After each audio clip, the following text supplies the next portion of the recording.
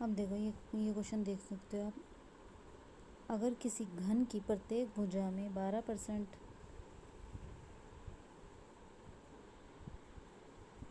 यदि घन की प्रत्येक भुजा में 12% डिक्रीज हो गया है और पृष्ठीय क्षेत्रफल में कितने परसेंट डिक्रीज होगा।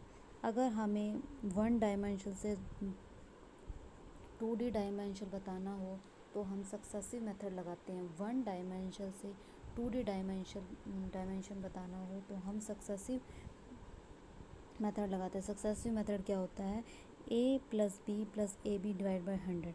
यहाँ पे आप कर दोगे 12% डिक्रीज़ हो रहा है तो, और a और b की वैल्यू -12 लिख के, और यहाँ ये क्वेश्चन सोल्व हो जाएगा आपका 22.56% डिक्रीज़।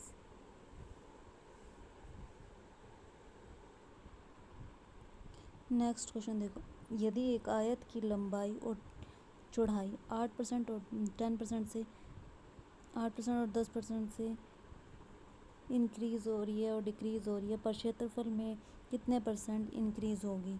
तो ये आपके लिए होमवर्क है, ये आप करके देखें। इसका आंसर 2.8% डिक्रीज़ आएगा।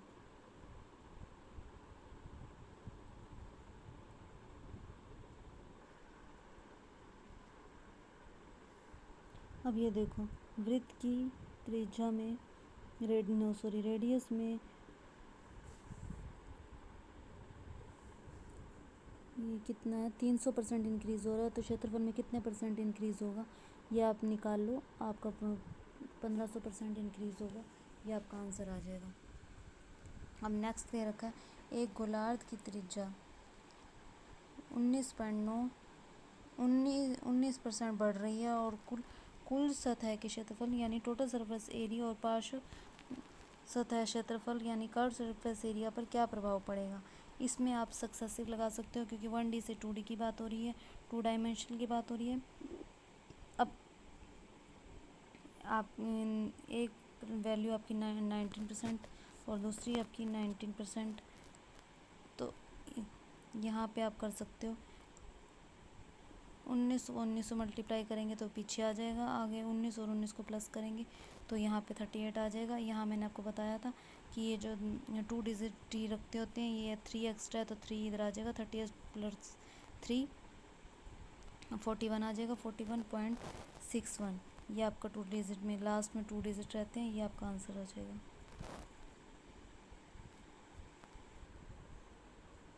अब ये देखो, कोई घनाभ है, घनाभ की लंबाई में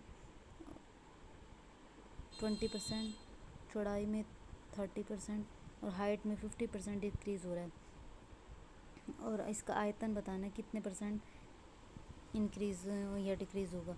अच्छा, तो फिर अब ये देखो, यहाँ पे आपने देख लिया 20% को 1/5 लिख दो, 30% को 3/10, 50% को 1/2।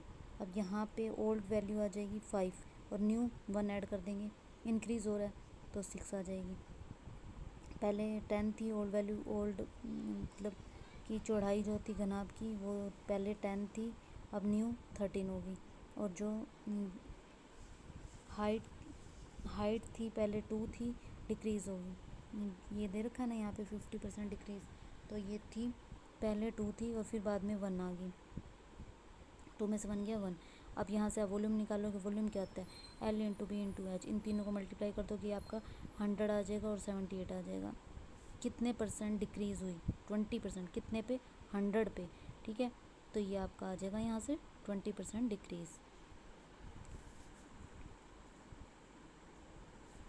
अब देखो, अगर आपने ये लगाना है, सक्सेसिव मेथड लगाना है,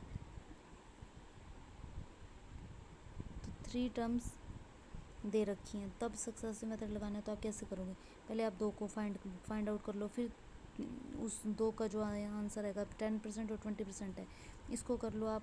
जो फॉर्मूला था a plus B plus A B divide by 100, ये फॉर्मूला आप लगा लोगे तो इसकी वैल्यू आ जाएगी 32%। अब इस 32 को इस 30 से 30 के साथ रिलेट करके आप निकाल सकते हो जो सक्सेसिव मेथड था। ऐसे आप 3 टर्म्स का सक्सेसिव मेथड निकालना हो तो आप ऐसे निकाल सकते हो, पहले 2 का निकाल के फिर उस 2 के आंसर को तीसरे के साथ निकाल के आप ऐसे 3 टर्म्स का सक्सेसिव मेथड निकाल सकते हो। यहाँ पे आपका आंसर आ जाएगा 71.6%। ठीक है, अगर आप डायरेक्ट मेथड अप्लाई करना चाहते हैं, डायरेक्ट फार्मूला लर्न करना चाहते हो, तो आप ये फार्मूला भी लर्न कर सकते हो। a plus B plus C multiply A B multiply नहीं plus A B plus B C plus A C divide by 100, यहाँ पे देखो, और plus A B C divide by 10,000। ये करके भी आपका वैल्यू सेम आएगी। आप ऐसे करना चाहो तो ऐसे कर सकते हो, ऐसे फॉर्मूला याद करना चाहो तो ऐसे फॉर्मूला भी याद कर सकते हो, अगर आपको 1D से 3D डायमेंशन बतानी है तो।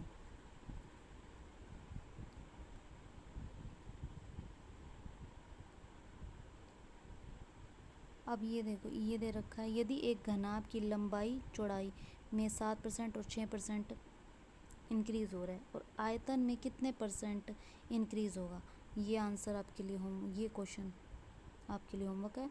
इसका आंसर ये 13.42%, ये आप करके देखना।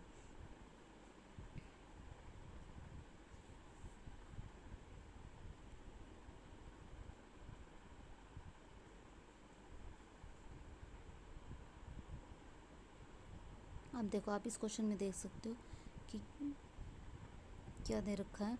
अगर लंबाई दे रखी है किसी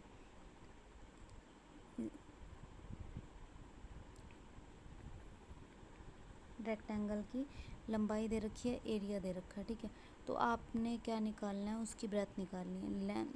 10% को आप किस में कन्वर्ट कर दोगे, रेशियो में कन्वर्ट कर दोगे, 1/10। 14/2/7 को कन्वर्ट करोगे तो 1/7 आएगा। ठीक है, तो यहाँ से आपका आ जाएगा 10 ओल्ड, ये 11 न्यू, और ये आपकी आ जाएगी। आपको एरिया दे रखा है 7 और 8। आपको ब्रेथ निकालने के लिए क्या करना है, इस 7 और 8 को एज इट इज़ ऐसे लिख देना है, जो ऊपर मल्टीप्लाई हो रहा है, ऊपर 11 है और 10 है, आपने यहाँ 7 के साथ तो 11 को और 8 के साथ आपने 10 को मल्टीप्लाई कर दोगे, तो ये आपकी 77 और 80, ये आपकी ब्रेथ आ जाएगी। ठीक है, अब आपने कितने परसेंट इंक्रीज़ या डिक्रीज़ हुई है वो बताना है। कितनी हुई है, 7 से 8, 70 से 80, यानी कि 3 इंक्रीज़ हुई है। किस पे, 77 पे। 3 डिवाइड बाई 7, तो ये आपका आंसर इधर से आ जाएगा 30 डिवाइड बाई 77%, 372%, सॉरी, ये आपका आंसर आ जाएगा।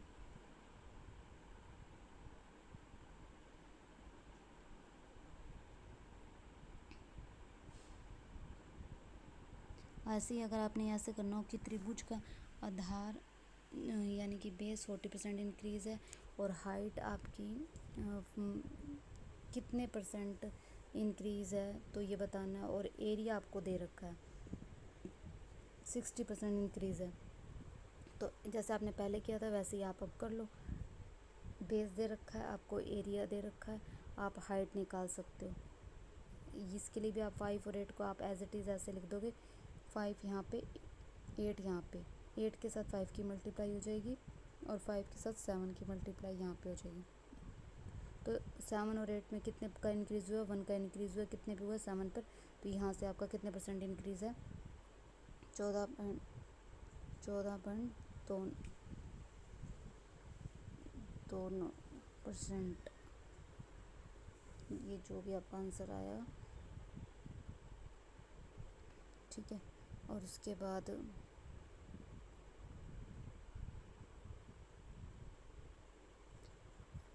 अब ये क्वेश्चन आप कर सकते हो, अगर लंबाई को 50% से इंक्रीज़ किया जा रहा है और एरिया को 20% से इंक्रीज़ किया जा रहा है, तो चौड़ाई कितने परसेंट से डिक्रीज़ होगी, 20% आपका आंसर है। आप इस क्वेश्चन को ट्राई कर सकते हो। और सक्सेसिव मेथड में क्या करते होते हैं, आंसर से भी कर सकते हो आप। इसमें क्या कर सकते हो, अगर मान लो ये है 20% से 50% से इंक्रीज़ हो रही है, आंसर दे रखा है कितना, 20% डिक्रीज़ दे रखा है, आप इसको कैलकुलेट कर लो एरिया से। एरिया है 20% इंक्रीज़ हो रहा है और लेंथ 50% इंक्रीज़ हो रही है, एरिया 20% इंक्रीज़ हो रहा है, तो ये आप आंसर से भी फाइंड कर सकते हो कि 20% डिक्रीज हो रहा है। Revision is the most important part of your study. Practice with your homework question. Thank you.